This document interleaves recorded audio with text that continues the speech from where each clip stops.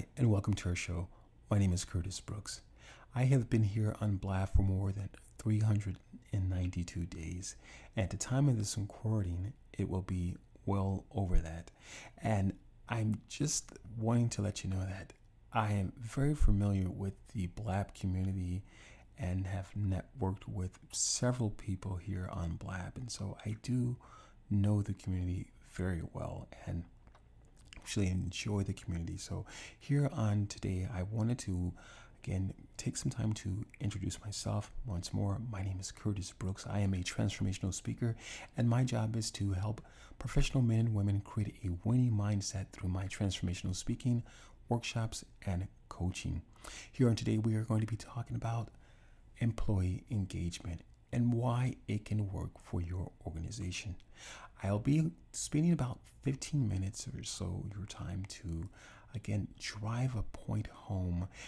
There are several points as it relates to employee engagement that we'll be speaking on, but we will not be able to get to all of the points within this time frame. So that being said, we will cover two of the points, and we're going to be speaking from Maslow's Theory. And if you're familiar with that, it basically is the theory of motivation.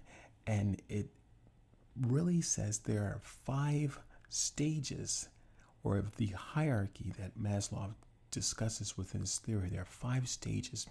And the first being biological and physiological needs. And that's going to cover air, food, drink, shelter, warmth, sex, sleep.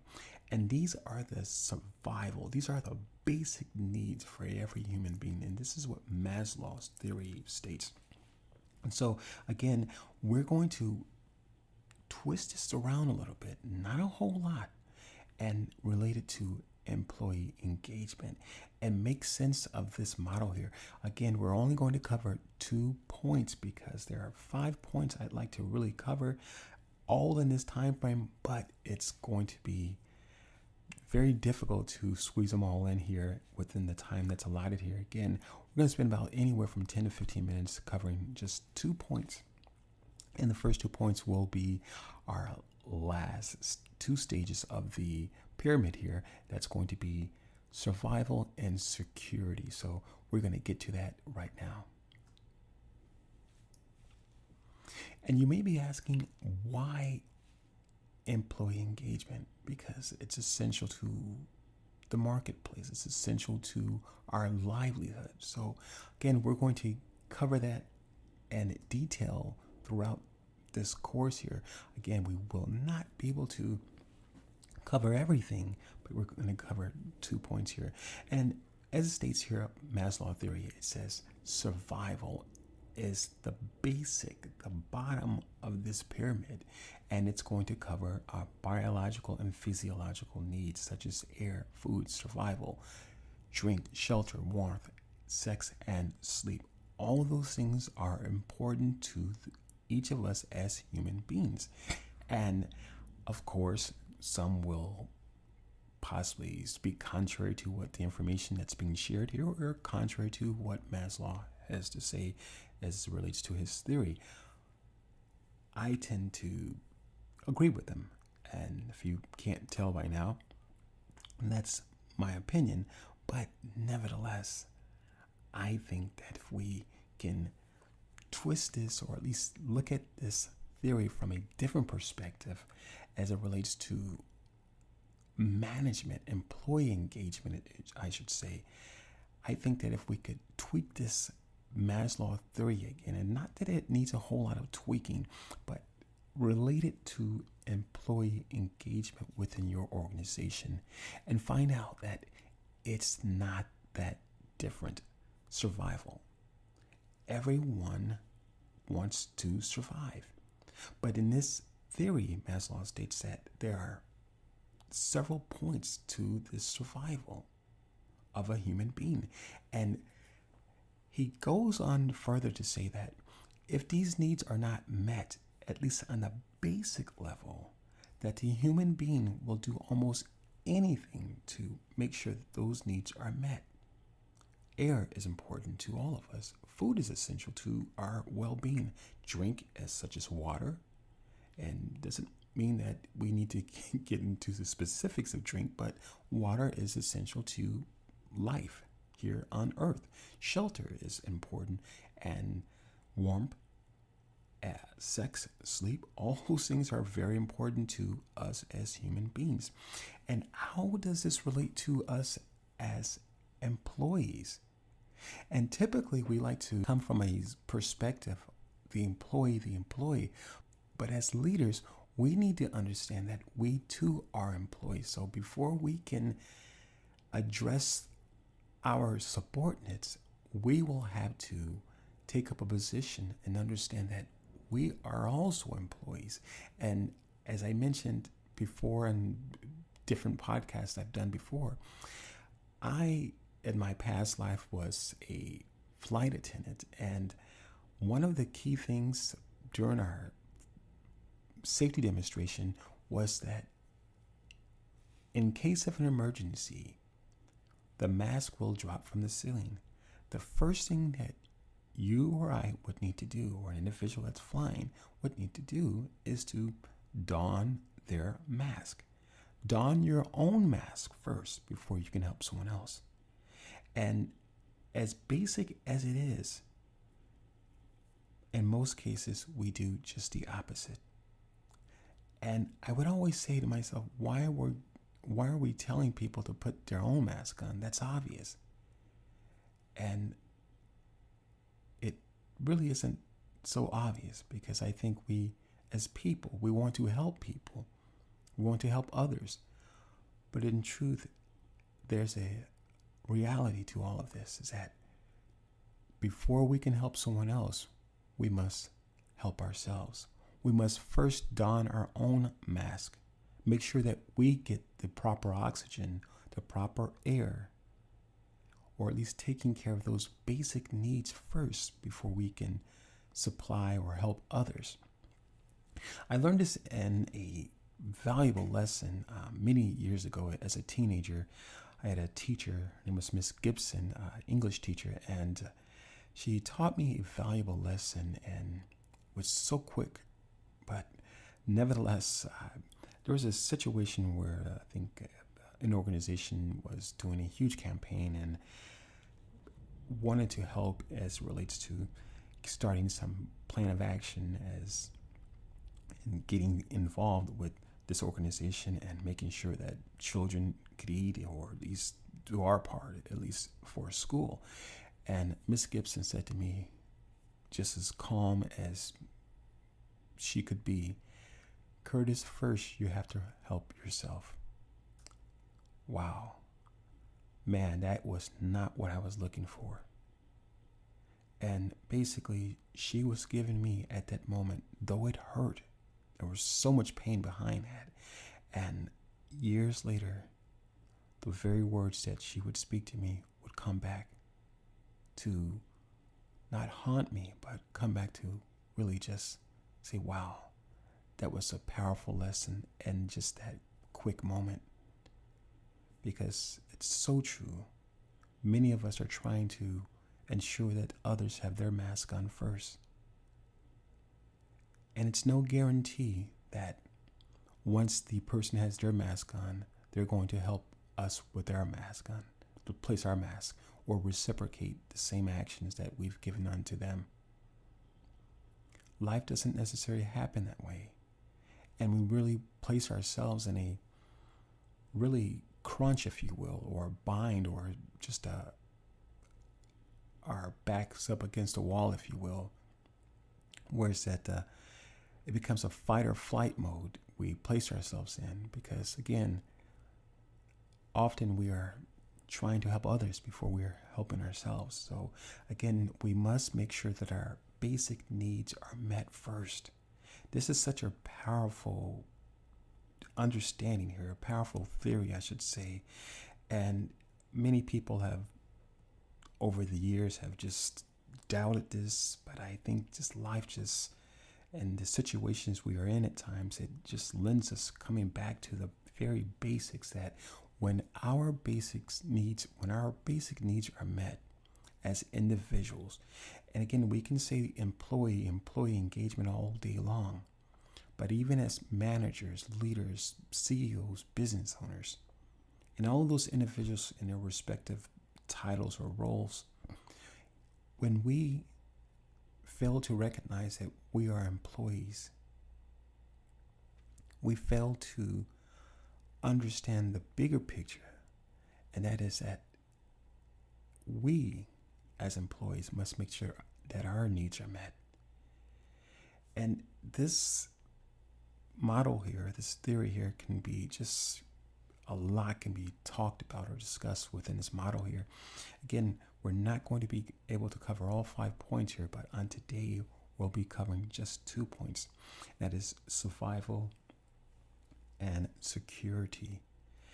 And subsequent weeks to follow, we will take care of the remainder of the topics here or discussions here that will be belonging, importance, and finally self-actualization. That will be the last one and the most important one there is there. In any event, we're talking about employee engagement and why is it important to your organization. We must remember we are employees as well, and much in the same fashion as Maslow points out, as people, not employees, but as people, but who are employees as well, eventually will become someone's employer or become an employee of an organization. We must, as individuals, first make sure that our needs are taken care of. Maslow points out that if our needs are not taken care of, we will go as far as to take from another person.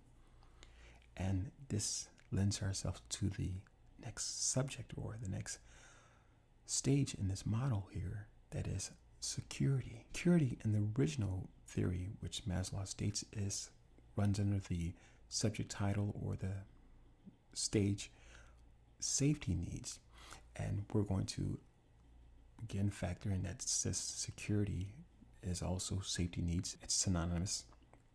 The two are in fact the same here.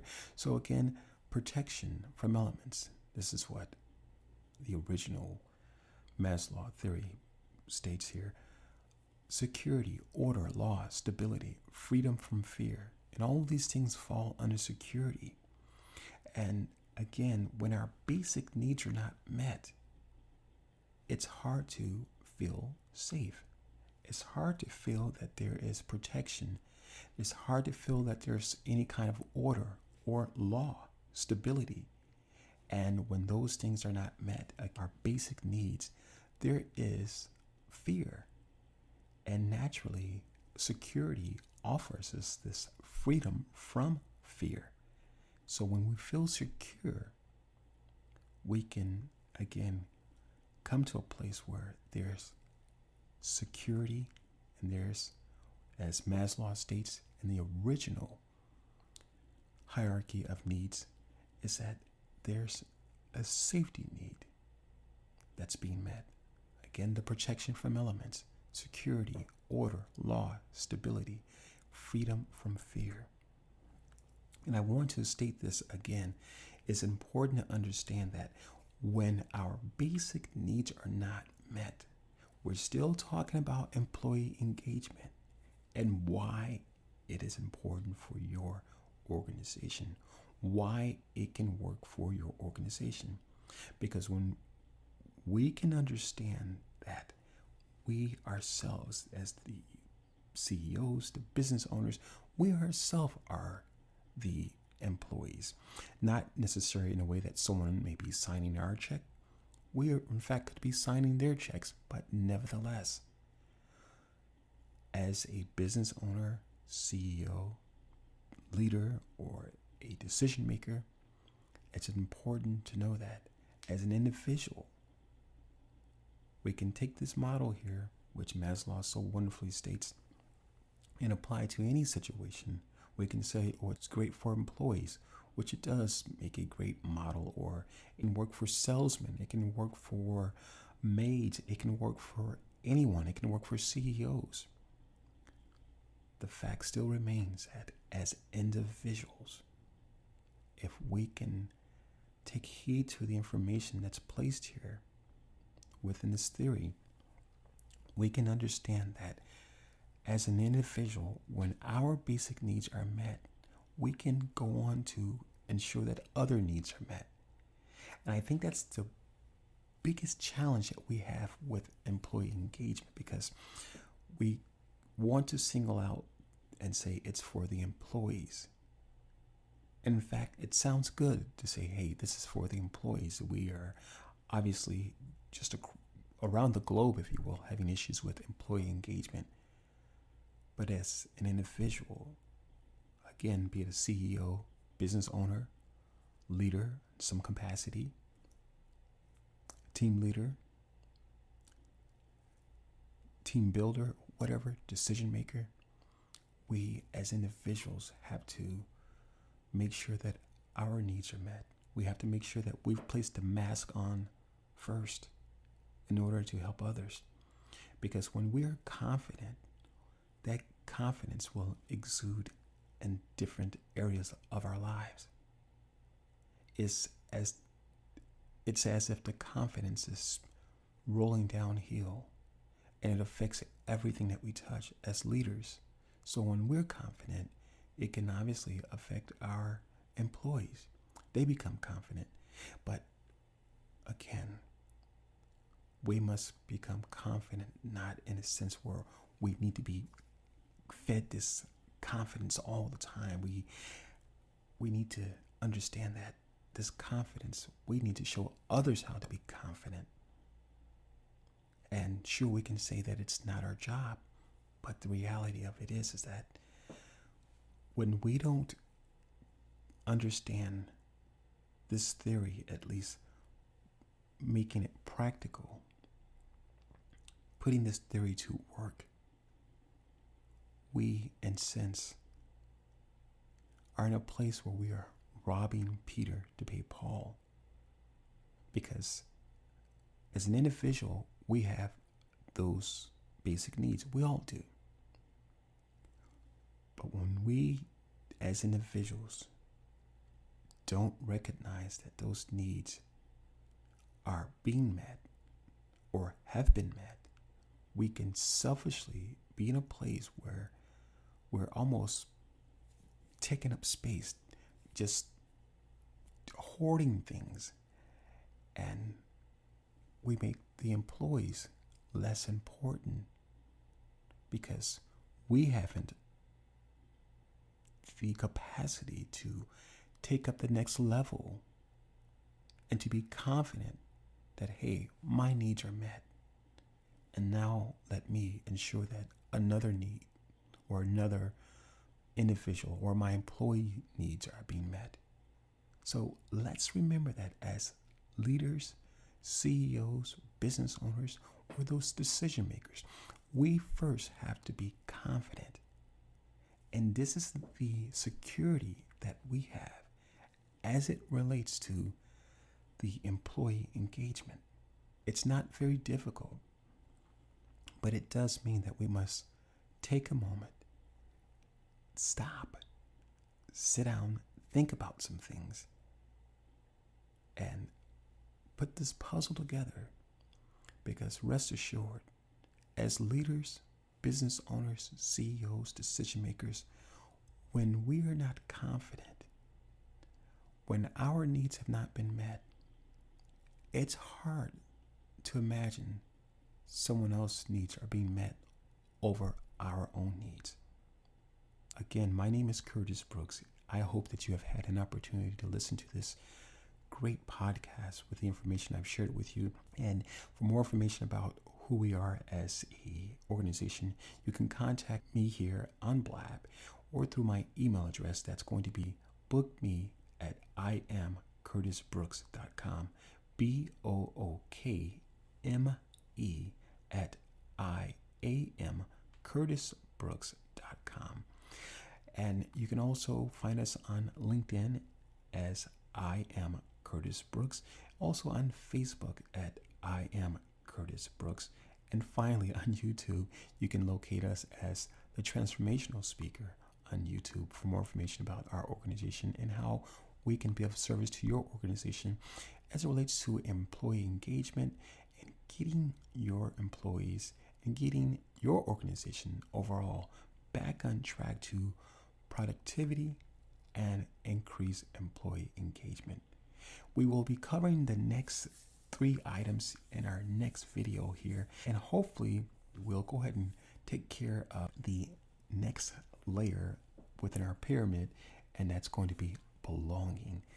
And it's going to be powerful, so I hope that you will tune into a wonderful show, and perhaps we may get to the importance piece of our model here. So once more, my name is Curtis Brooks. I've been your host and transformational speaker. Again, for more information about what we do here as an organization as it relates to the authority and employee engagement, please contact me at my email address. That's bookme@iamcurtisbrooks.com.